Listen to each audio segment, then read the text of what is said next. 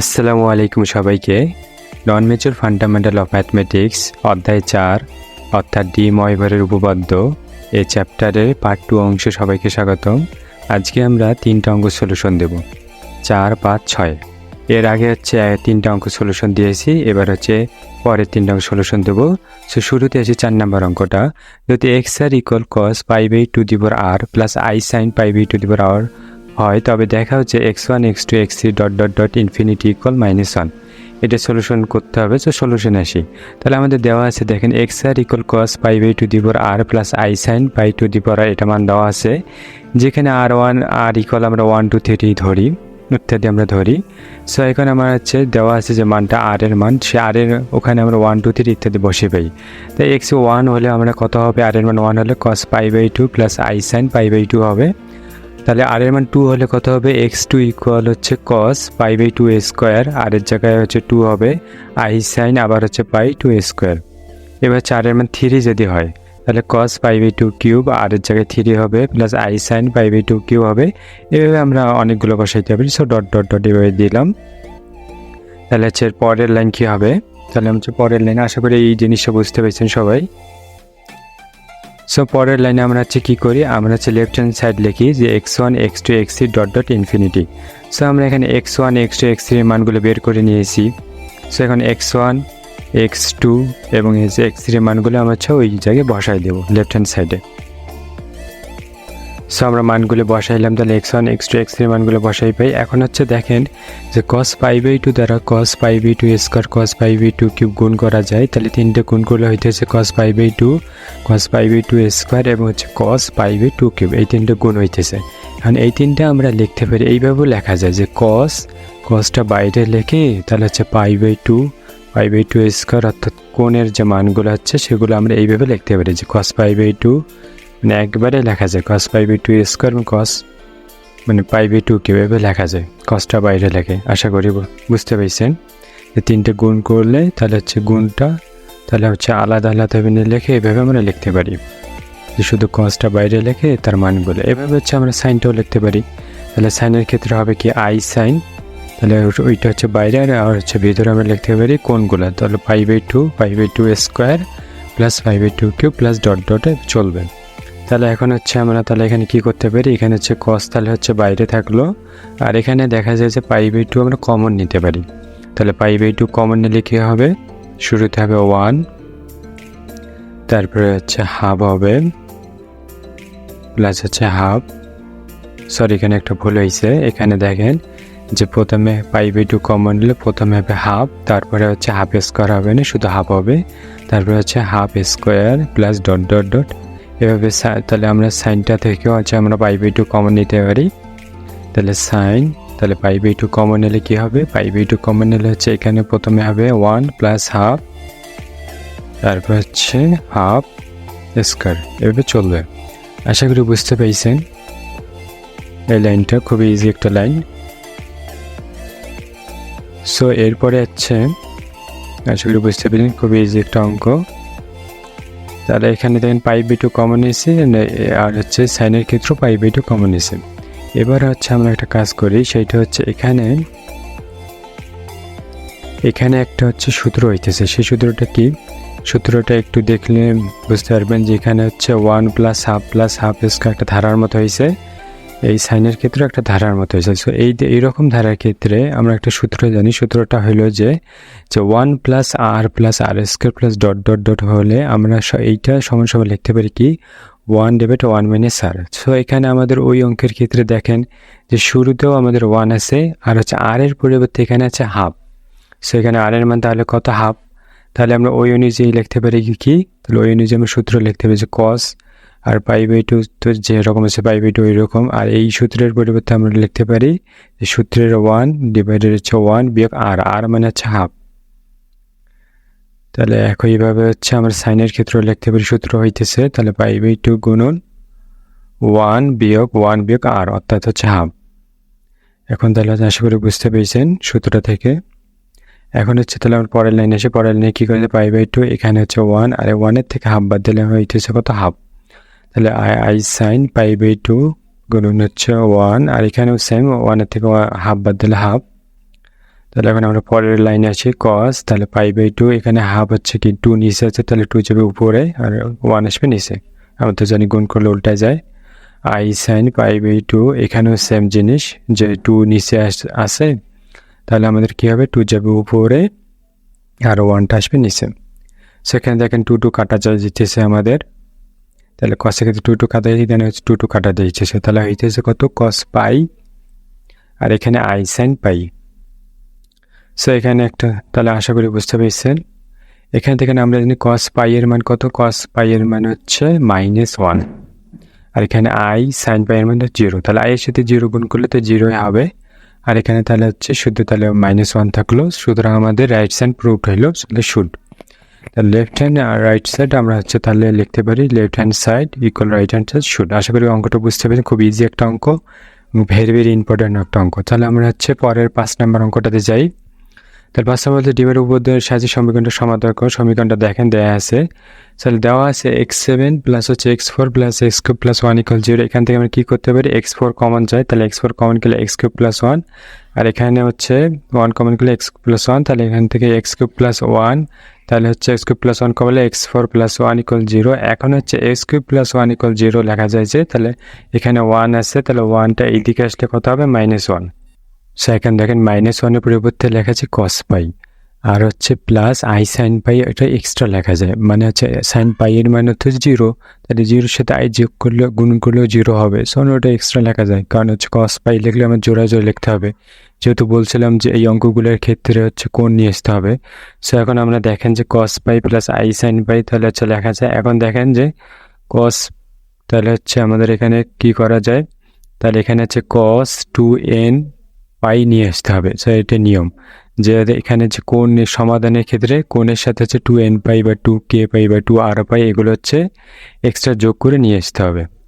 So এখন কি বললাম যে এখানে কস আর আই সাইনের পাইয়ের ক্ষেত্রে হচ্ছে কোণের সাথে কি এক্সট্রা 2n পাই যোগ করতে হবে, এক্সট্রা 2n পাই, আর এখানে কোণ যেটা আছে সেইটা যোগ হবে।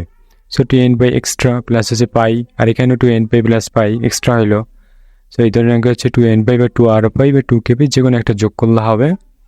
তো আশা করি বুঝতে পেরেছেন এই লাইনটা। এখন হচ্ছে আমরা পরে কি করি, এখন হচ্ছে কস 2n পাই প্লাস পাই, এখানে হচ্ছে দেখেন যে পাই কমন যায়, তাহলে 2n প্লাস 1 হবে, আর হচ্ছে ব্র্যাকেটে পাই। সেমভাবে এইখানেও হবে যে আই সাইন 2n, তাহলে এখানে পাই কমন যায়, তাহলে হচ্ছে হইতেছে হচ্ছে 2n প্লাস 1 ইন্টু পাই। সো এখানে দেখেন হচ্ছে x এর পাওয়ার হচ্ছে কিউব আসে, সো এই দিকে আসলে কী হবে, পাওয়ারটা হচ্ছে উল্টায় যাবে, অর্থাৎ 1/3 আসবে, অথবা যদি ঘন রুট করি তাহলেও কী হবে যে 1/3 আসতেছে। তাহলে cos 2n plus 1 pi plus I sine 2n plus 1 pi, আর ব্র্যাকেট হচ্ছে 1/3। আশা করি বুঝতে পেরেছেন। এখন হচ্ছে আমরা ডি ময়ভরের উপপাদ্য নিজে নিজে পাওয়ারটা আমাদের কি আসে, কোণের সাথে গুণ আকারে আসে। সো 1/3, তাহলে হচ্ছে কসের তাহলে হচ্ছে কোণের সাথে গুণ হবে, তাহলে গুণ করলে কত হবে, 1টা যাবে উপরে, তাহলে 2n প্লাস 1 পাই 1 গুণ করলে ওইটাই হবে, আর নিচে আসতেছে 3। সো সেমভাবে এইখানেও সাইনের ক্ষেত্রে গুণ হবে, 2n প্লাস 1 পাই আর নিচে আসতেছে 3। সো এখানে আমরা যে 2nটা ধরছিলাম 1 মানে 2n প্লাস হয় এক্সট্রা, এখানে হচ্ছে n এর মান কত হবে, n এর মান হবে হচ্ছে 0 1 2। কেন 0 1 2, এখানে একটা কথা হলো যে x এর মানের উপর নির্ভর করে n এর মান, x এর মান যেহেতু 3, সো এখানে n এর মান হবে 0 1 2। x এর মান যদি 4 হইতো তাহলে n এর মান হইতো 0 1 2 3, একটা হলো বাধ্য।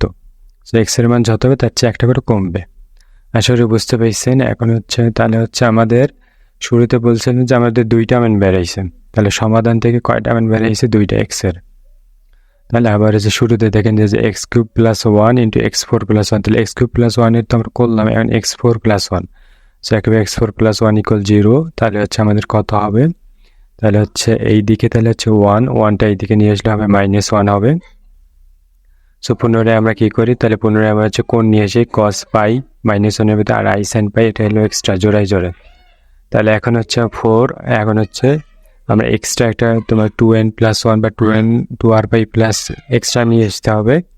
সো আগের ক্ষেত্রে যেহেতু 2n পাই প্লাস নিচ্ছি, এখানে হচ্ছে 2r পাই প্লাস নেই, তাহলে 2r পাই প্লাস হচ্ছে কোণটা মানে পাই, এখানে হচ্ছে I sine 2r pi plus pi. So same ক্ষেত্রে হচ্ছে আমরা এখানে তাহলে কি করা যায়, তাহলে হচ্ছে আমরা হচ্ছে পাই কমন নেই, তাহলে হচ্ছে 2r প্লাস 1 হইতেছে plus pi into i sine 2r plus 1 into pi.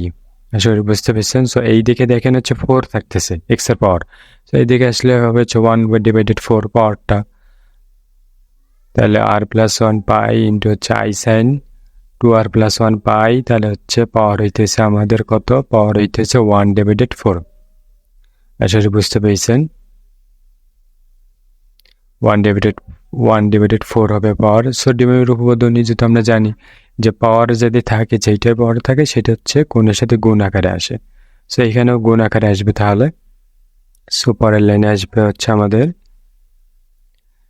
X equal হচ্ছে, তাহলে পাওয়ারটা গুণ আকারে হবে, তাহলে 2r প্লাস 1 পাই 1 একে 1 হবে, তাহলে কস 2r প্লাস 1 পাই আর নিচে আসবে 4 গুণ করলে। সেমভাবে এখানেও I sine 2r plus 1 into pi divided হচ্ছে 4। সো সেম ক্ষেত্রে ওখানেও যেমন এন এর মান হয়েছিল, তাহলে এখানে হচ্ছে হবে কি আমাদের আর এর মান, যেখানে আর এর মান হবে 1 2 3। কেন 3? কারণ হচ্ছে এখানে এক্স এর মান যেহেতু 4, তাহলে 4 এর চেয়ে একটা কম হবে 0 1 2 3। আশা করি বুঝতে পেরেছেন। সো এক্স এর এই মানটা আর হচ্ছে আগের এক্স এর মানটা, এই দুইটা হচ্ছে সমাধানের উত্তর, অর্থাৎ নির্ণয় সমাধানের উত্তর।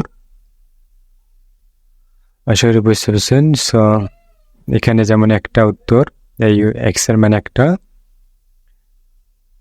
আর এখানে তাহলে হচ্ছে আমরা লিখতে পারি নির্ণয় সমাধান, তাহলে যে দুইটা মান, একটা হচ্ছে এক্স ইকুয়াল, তাহলে হচ্ছে একটা মান হবে হচ্ছে কস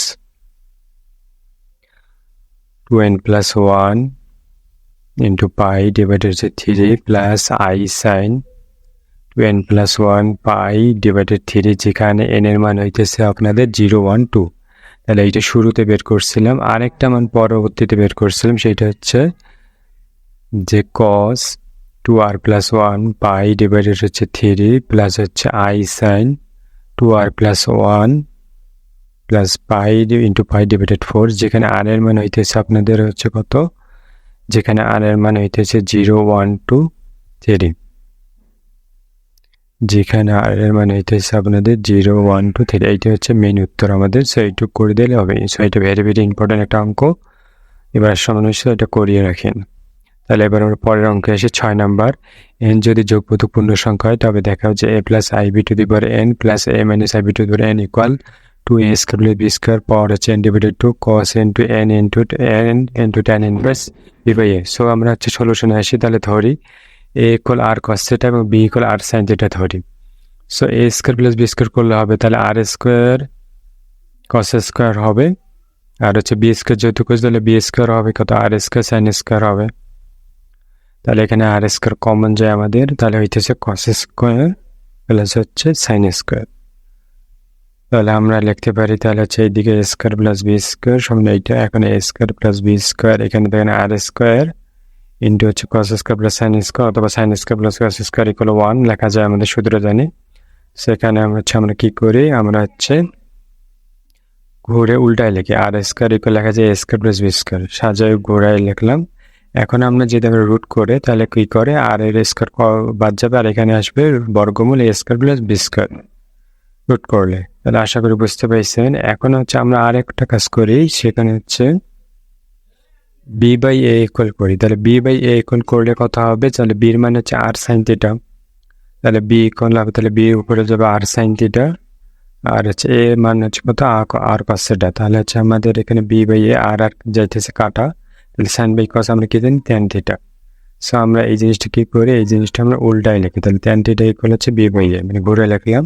কারণ থিটা ইকুয়াল হবে tan, তাহলে ওই দিকে গেলে হবে tan inverse b by d divided a।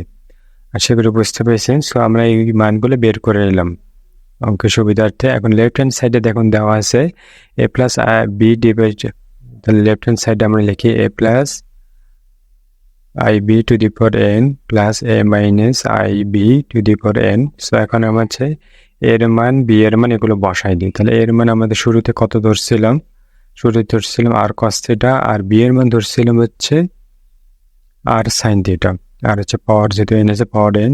Same ভাবে এর মান হচ্ছে r cos থিটা, সেম ভাবে হচ্ছে b এর মান হচ্ছে তাহলে হচ্ছে i into r sin theta.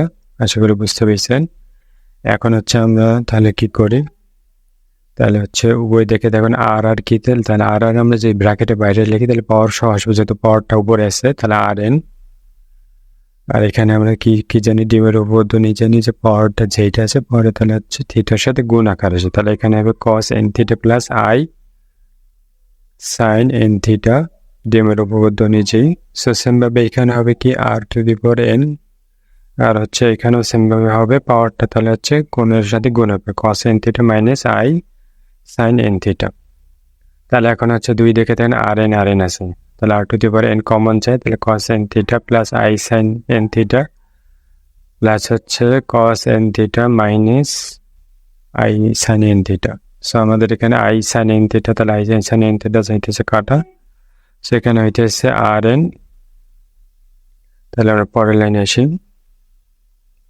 তাহলে পরের লাইনে আমাদের কি হইতেছে, পরের লাইনে হইতেছে আর এন, আর এখানে কস এন থিটা হইতেছে 2 cos n থিটা। আশা করি বুঝতে পেরেছেন।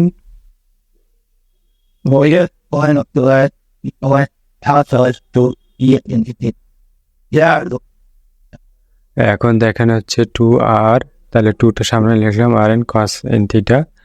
এখন দেখেন আমাদের শুরুতে একটা আর এর মান বের করছিলাম, আর এর মানটা কি √a² প্লাস b স্কয়ার। সেখানে আর এর জায়গায় আমরা হচ্ছে আর এর মানটা বসাই দিই, তাহলে আর এর মান বসাই দিলে কি হবে √,